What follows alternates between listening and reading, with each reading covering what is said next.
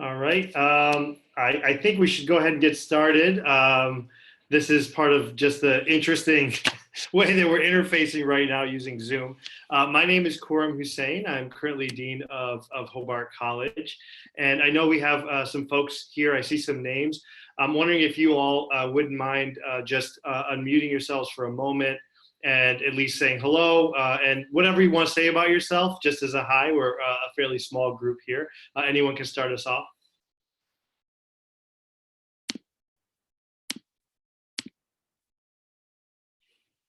Hi, Hi.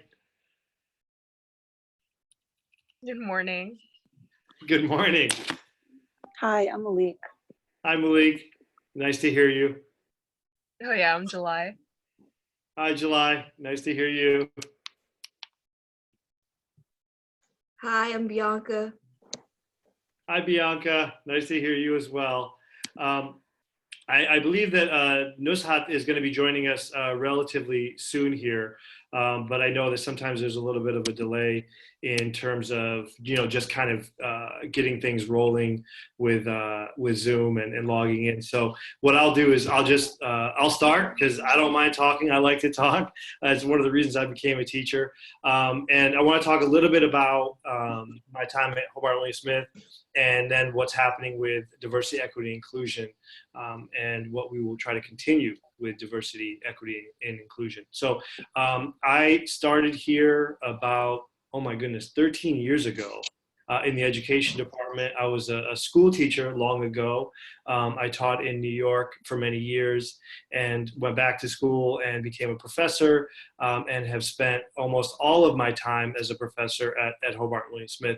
It's been a really special place for me, being able to teach courses that I'm passionate about, that I'm creating and designing out of my own passion and interest and desire to engage with students has been really, really gratifying. A lot of what I teach is related to race and education, urban politics, urban education, multiculturalism. And so issues of diversity and education have been at the heart and soul of my work as a scholar, as a teacher, and in the last few years, as someone doing more community engaged, place-based learning, where students are able to go out into the community of Geneva and really do some meaningful work, not only in the schools, but in other spaces within the community. And this has been a really unique opportunity to use a lot of intellectual freedom to empower students to engage with community, because for me, diversity is community. And diversity and inclusion is community with intention. And diversity and inclusion and equity is diversity as community with intention towards justice. So those all tie together in a really kind of holistic way for me. And as a teacher, that's been wonderful to be able to find ways to make that learning experience really powerful. Now, over the last couple of years, I have moved into the administrative role, which has been interesting because I'm so used to people calling me Professor Quorum, to move to now be called, Dean Hussain. I'm still not used to it. And I think that one of the reasons I sort of shy away from these titles is because I think we need to be able to really communicate and understand each other, and oftentimes learn from each other in really critical ways. And so even as an administrator, I've tried to continually be that kind of educator that's keeping their eye on the issues of diversity, equity, and community, and ultimately inclusion. So, some of the things that I've tried to do, even in my time as Dean of Hobart College, have really focused on how do we make the experience real and inclusive for every student, right? I was a first generation student myself. I came into a large school not seeing myself represented in a lot of spaces. I didn't see myself represented in the curriculum. I didn't see myself represented in the staff or the faculty that were teaching. And so that awoke in me at an early age an awareness of how powerfully important representation is, but also how important it is to include knowledge from different worldviews, from different perspectives, from different lives. And as I have done my work in the Hobart Dean's office, that has been a big focal point for me is to find ways to make sure that everybody's story gets heard.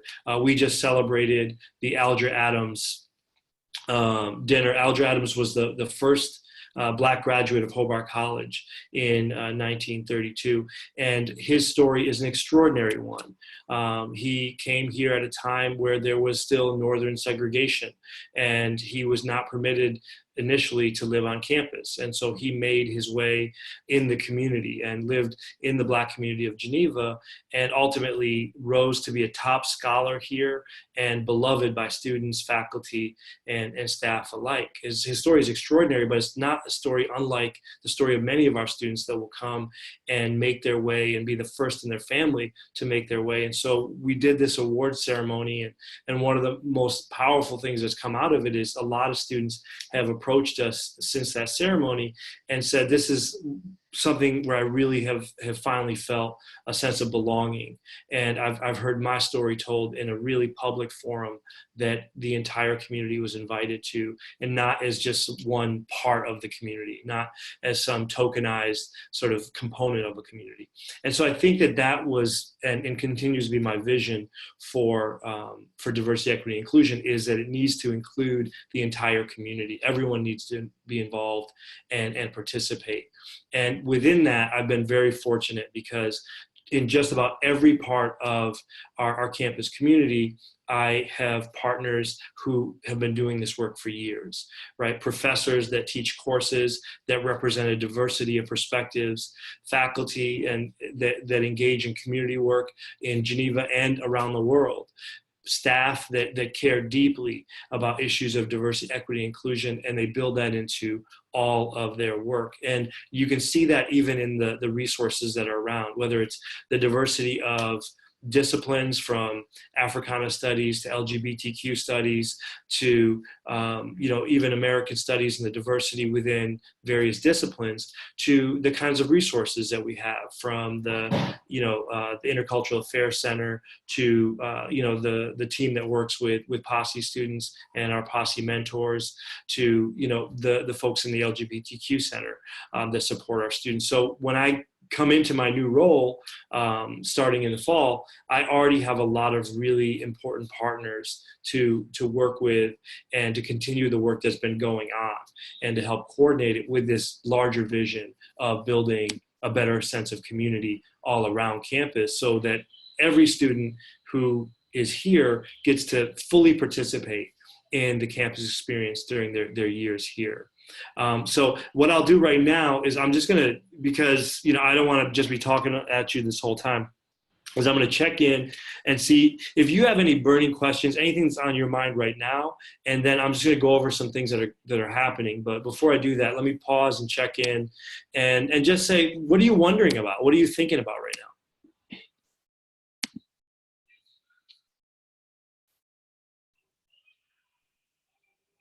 So for me, I'm like wondering, is this like a class that you take in your freshman year, or it's like incorporated into each one of your classes?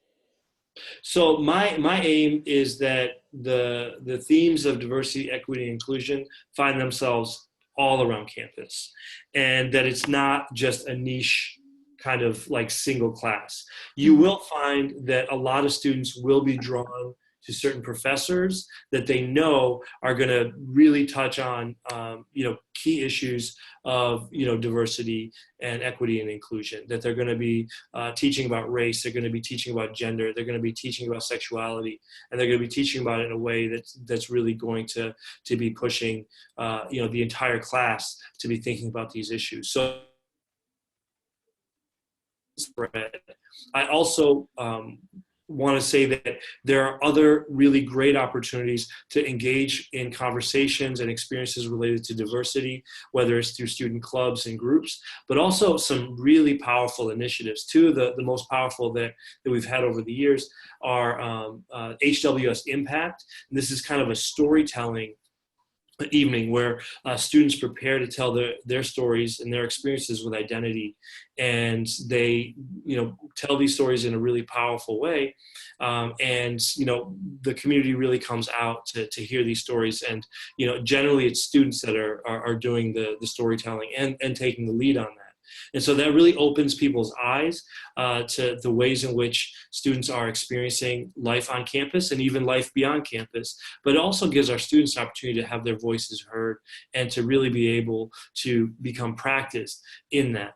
Another really important event is the Posse Plus retreat, and that happens in the spring, and that involves everyone on campus that's invited to come. It's mostly students. A lot of faculty and staff come as well, and it's a 2-day workshop series that students do over the weekend, where we're run through some really powerful, really transformative small group, large group discussions, activities, and a lot of people leave that event really transformed. So yes, you have classes, absolutely, right? But you also have all these other ways in which, we're talking about diversity on campus. And with my new office, one of the main first things that I'm going to be doing is to create a large space for students to be able to convene their own discussions around diversity. And so they'll be able to facilitate those conversations, to lead those conversations, and get the support and resources they need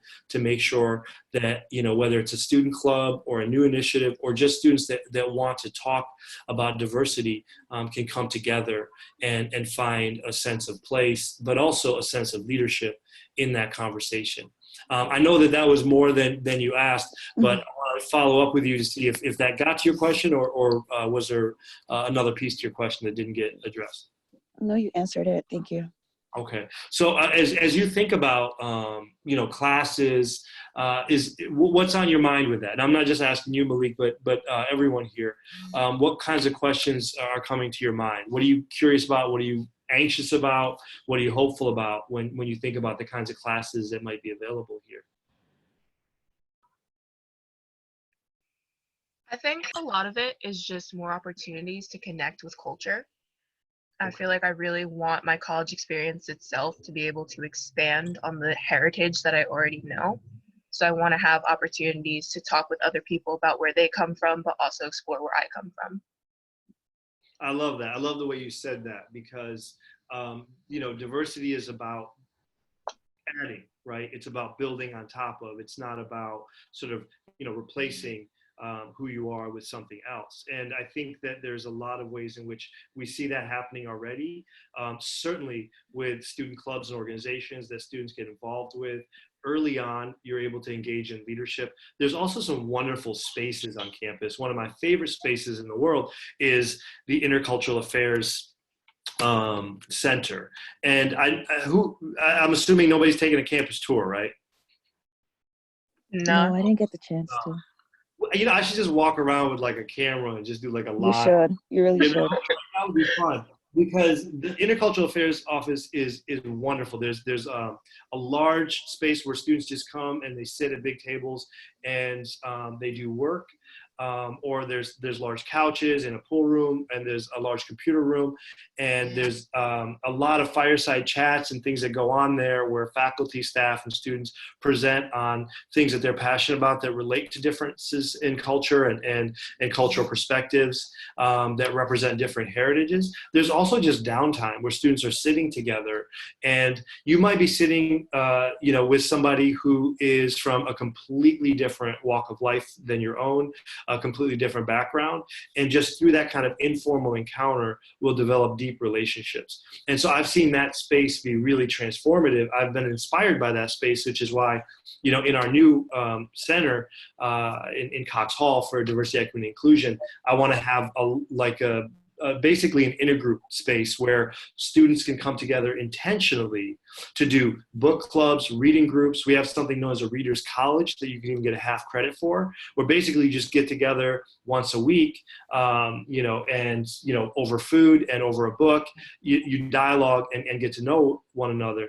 I have a strong background in dialogue facilitation. Also, intergroup dialogue facilitation is an area that I'm very passionate about. And so I want to use dialogue as one of those ways of bringing different heritages into conversation with each other so that they can grow and learn from one another and experience whole new worldviews.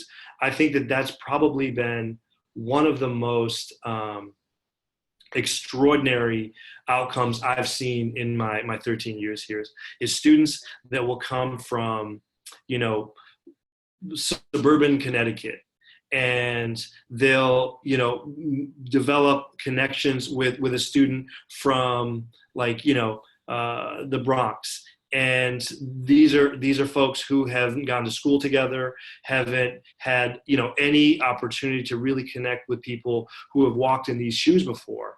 And through their kind of engagement with one another, they're transformed. I think if you can't do this in college, then that's a sign of tremendous loss. I mean, when else are you going to get this opportunity to really engage? So I really want to acknowledge what Julie's speaking to in terms of those different heritage coming into conversation. And so I want to kind of go back to you for a second, Julie, and ask you, what have you seen in your own time, whether it's in high school or elsewhere, that's been really inspiring to you in terms of wanting to make those kinds of connections? Like, where did that desire come from for you? I think just because I live on Long Island too, I've had a lot of friends from different backgrounds, from different things. I know Yeah. for me, like I was part of a church group at one space where I didn't really see a lot of people of color. I wasn't really exposed to that. And then I went to a different group and I was seeing people that I could talk in Spanish with that just came from where I came from. I'd never met someone before who was from Honduras like my mom was. So just spaces like that, I realized, like, oh my gosh, I'm not really involved with people who come from different backgrounds, and I want to be able to continue doing that in school when I go away. So I'm probably going to be calling on you to join in some of this work and leading some of this work, because I can hear the passion in your voice, and you're going to find a lot of students that are going to be compatriots in that. I have the great fortune of working with students even prior to their entrance into Hobart Lane Smith over the summer. So I get to know a lot of students. And so by day one, I've already got a sense of who I want to call on for different kinds of opportunities to engage. And oftentimes students that already have a really positive experience with diversity, with linguistic diversity, cultural diversity, they've had a taste of the great riches that come with that. And so they're prepared to support other students having that experience. And in any case, you know, I think that you'll find many students who are going to also be hungry for that. So I'm excited that you're bringing so much to the table, and I hope that you're able to continue to build that, right? Because that'll go into a lot of other spaces, not just the classroom or even, like, you know, student groups, but into the wider Geneva community, into service learning projects, into study abroad programs, right? That approach to diversity as a positive, as a point of learning, is something that's going to make you a leader. And one of the things I want to acknowledge about that before we leave this is that if you are coming from an experience where you have spent time interacting with people that spoke a different language, participated in a different religious background, have a different ethnic or different racial identity, you come in with a lot more cultural literacy and a lot more strength around cultural humility and cultural curiosity. And those are things that I believe we need to value and affirm as assets, right? That some of our students, just like some students that maybe have took like 12 APs, right? Like, they come in with all of this, and that might be, you know, some of the background strength they're coming into. But what you're coming in with is an asset, it is a strength. And I want you to be able to be not only acknowledged for that and affirmed for that, but also have a chance to build on that. So I'm really excited to hear what you're bringing to the table. So we've got a couple other folks here that I want to make sure we hear from. I'm just going to say the names that are on here. Ian, Bianca, do y'all want to speak at all? Either a question or a comment, and it could be completely off where we're talking, right?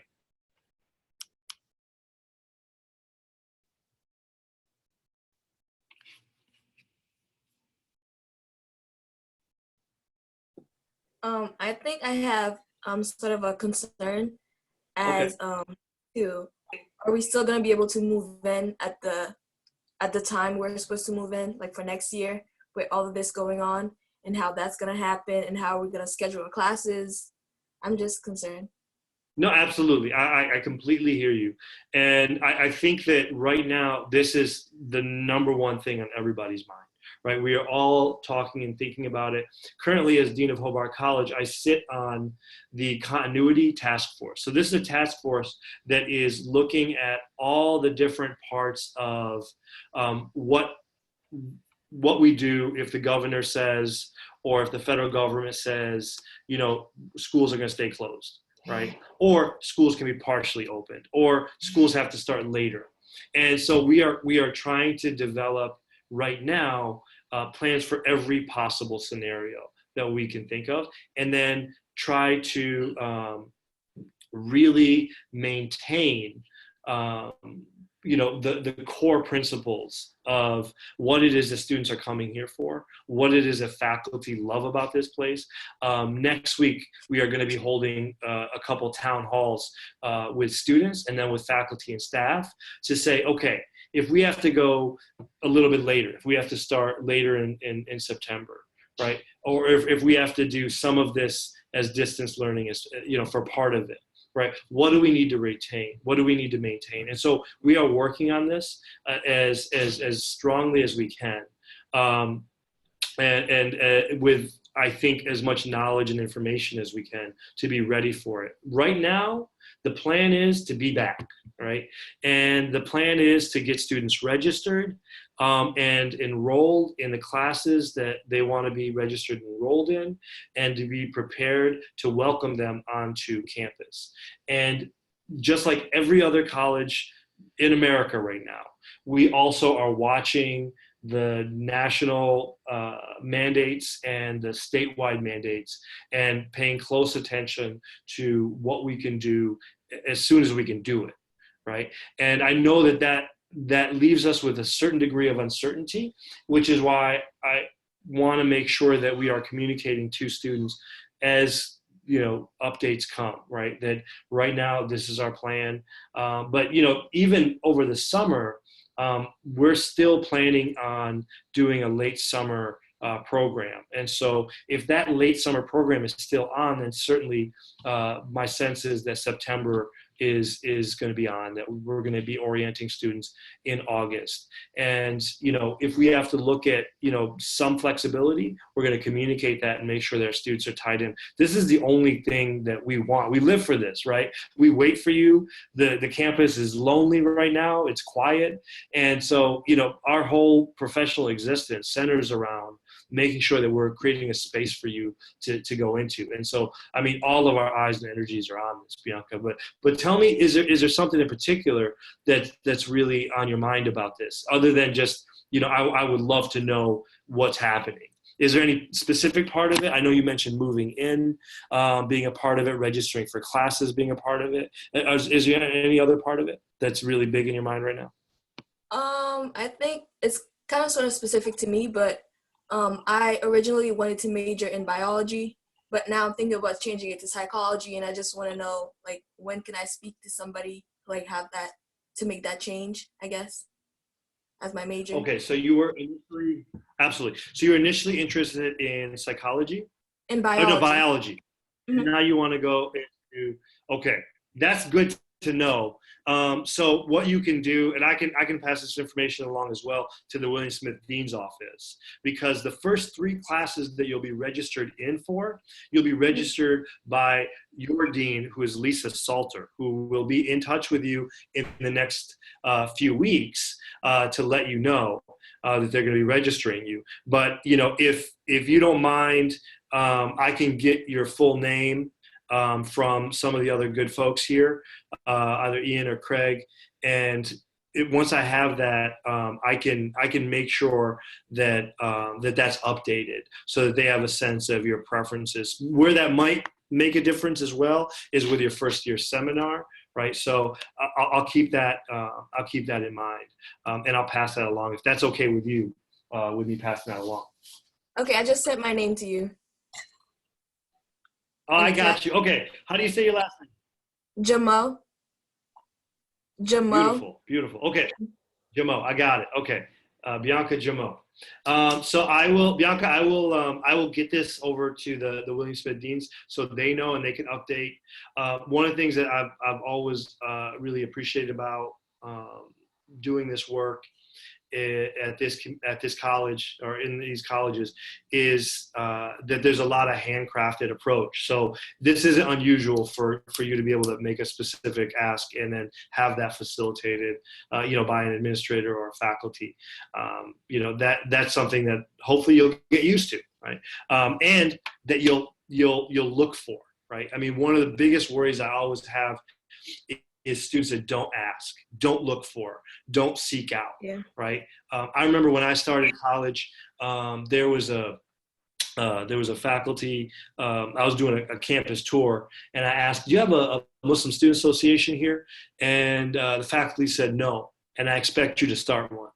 And I thought that was a great response, because it kind of put it on me to create the community I wanted to see here. And I did. It was the first one at that school. So I think anytime something is not clear to you, there's somebody who's going to try every effort to answer that question. And if there is something that you feel like is missing, there's going to be somebody to help you build it, right, to create it. And especially when it comes to diversity, equity, and inclusion, we see a lot of that. So a wonderful question here in the chat about, is there a diversity, equity, and inclusion theme house? There's a number of theme houses that are really connected to elements of diversity, equity, and inclusion, right? The queer people of color, the QPOC house, right?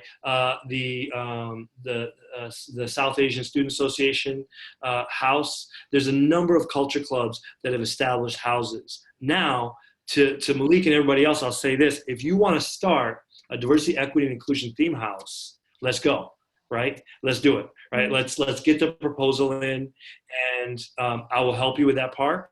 And there's a lot of wonderful people in residence life who will also help you with that. And so if you find that none of the culture club theme houses, and a lot of them are culture club theme houses, are the right fit for you, are really capturing what you want to be able to experience in a theme house, then let's create one.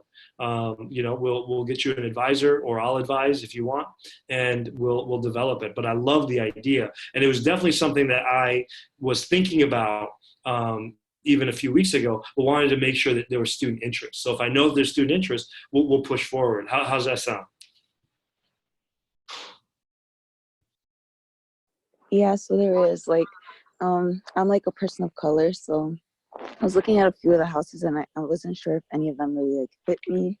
But then I'm afraid to I'm not afraid, but it's kind of weird to start your own thing because, I'm uncertain of what may happen or if I might get the turnout that I want. Right. And I mean, some of this, once you're here, you'll get a better chance to kind of feel out, how big of a house, right? Is it going to be part of a house? Do you want to bring 4 or 5 people in, right? Because some of them are small enough that that's it. You have 4 people in there. And so now it's a matter of, some people go in knowing, okay, these are the 3 people I want to have in this theme house. Other folks, they're like, no, this is my vision for the theme house, and then let people come. QPOC started like that.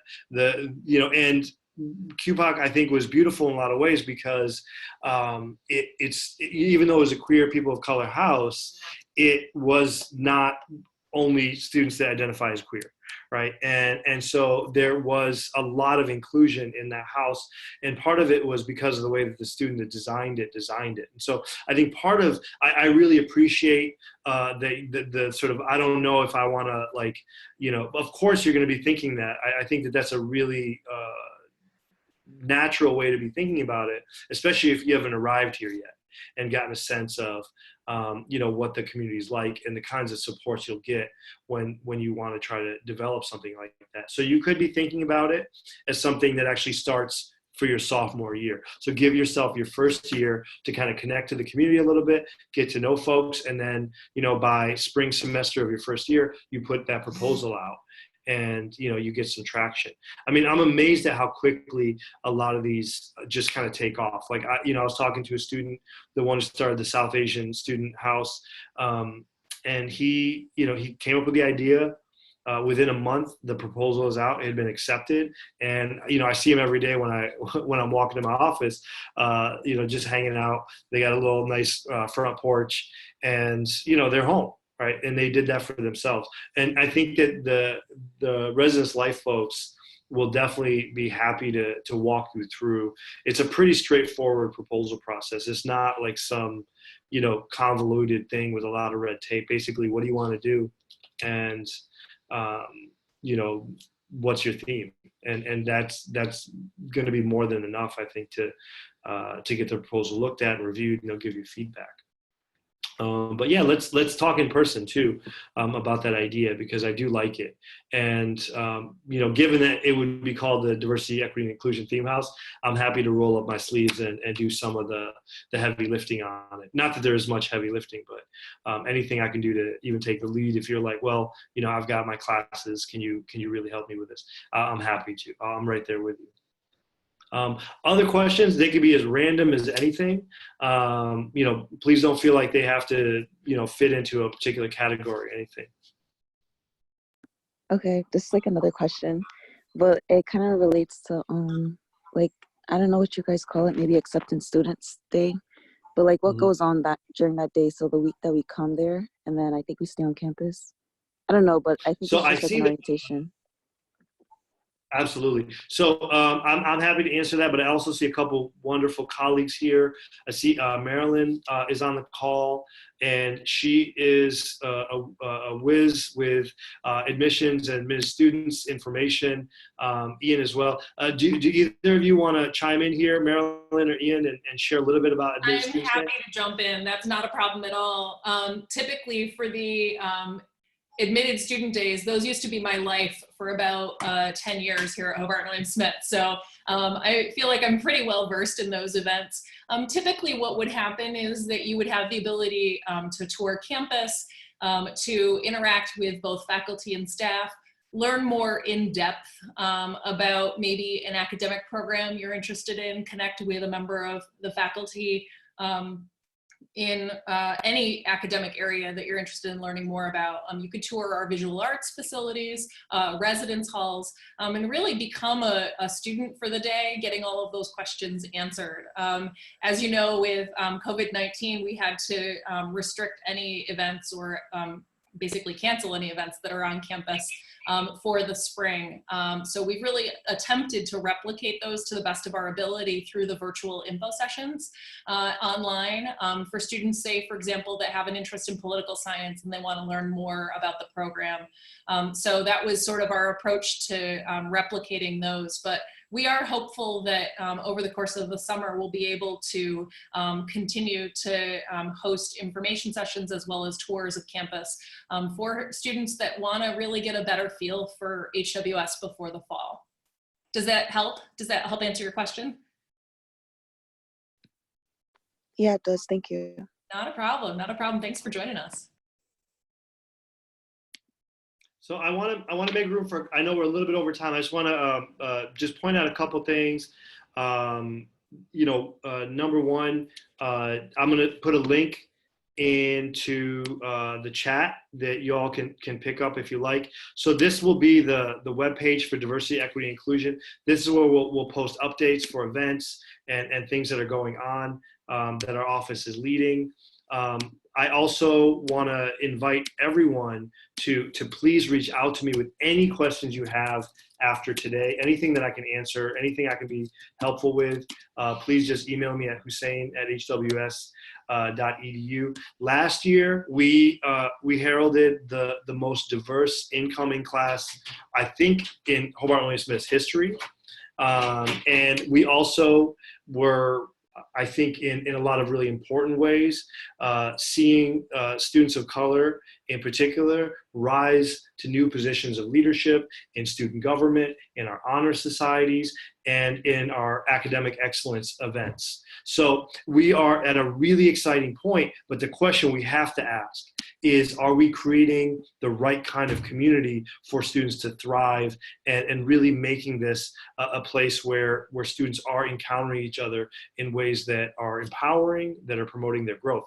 And so I also encourage you to check out the strategic diversity plan. That's something that, just for you to have a big picture of all the ways that our office is going to try to engage in this question of, are we enough of a community, right? Are we a strong enough community? And that's with faculty, that's with the curriculum, that's with hiring, that's with admissions, that's with how we try to retain students. All of those things are captivated in this larger plan. And so we really want to make sure that we are committed to that, but also that we're committed to it in a way that actually makes sense for students, that you're able to experience, and that you can feel this in a real way. So with that, I'm gonna try to be quiet here and see, again, any question, anything that's on your mind, you can throw it out, and we'll see what we can do with it. Even if it's not a question, just a thought or a feeling.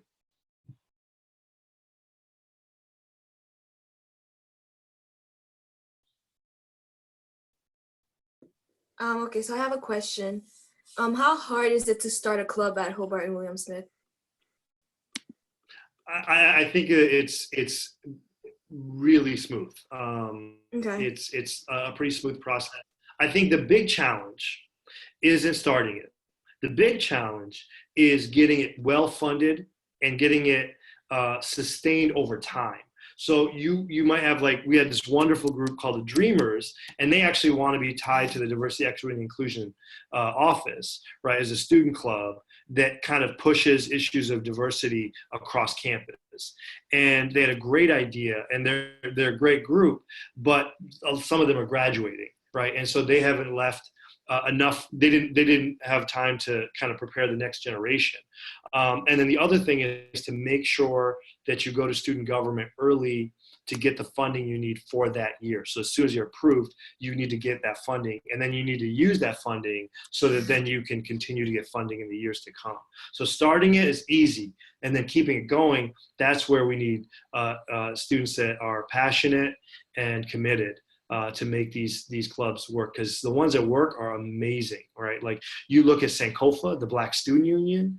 I mean, we're talking about generations of incredible student leadership that have transformed our school in big ways. You look at LAO, the Latin American organization, right? Extraordinary. And then you look at new organizations like SASA, the South Asian Student Association, and Beautiful Minds, right? This is like a mental health student club, right?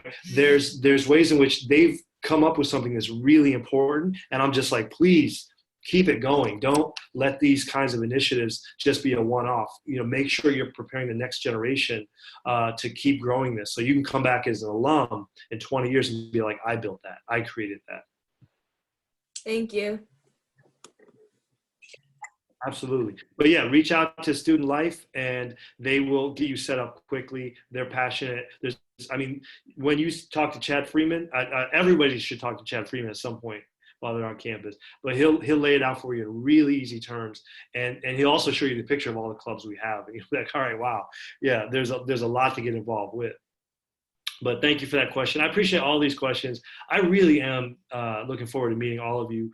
My office is not going to be hard to find. Right dead center, same building as the president, top of Cox steps. Just take a left and just come in and see me. And I'll buy you a cup of coffee or something. We can talk some more once we're on campus. But in the meantime, please feel free to email me as well. And if there was a burning question, let me pause one last time and see if there's a burning question or thought that somebody wants to put forward right now.